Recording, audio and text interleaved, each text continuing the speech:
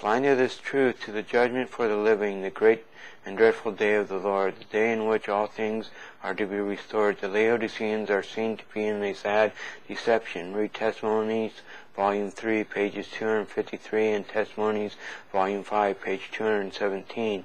Unless they awake to their plight, they will be found wanting and spewed out. The Jews become blinded because they closed their ears to the prophets and took no heed to what they said.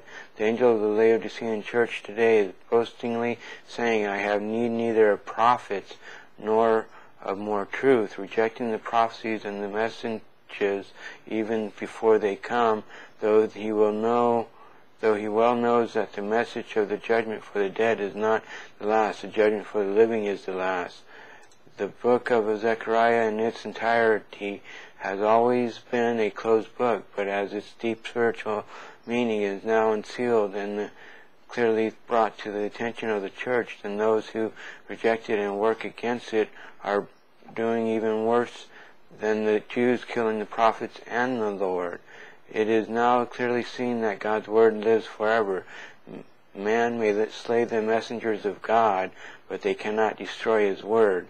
It is indeed like the mustard seed, though it be trodden under foot, so that it can no more be searched out than can a mustard seed after it is cast into the ground.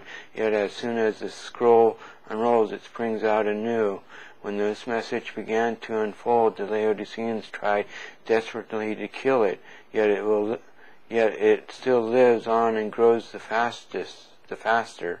Then they are still trying to kill it, but since they were unable to do so when it was as small and as weak as a tiny blade of a mustard seed, how can they do it now, since it has grown and borne fruit?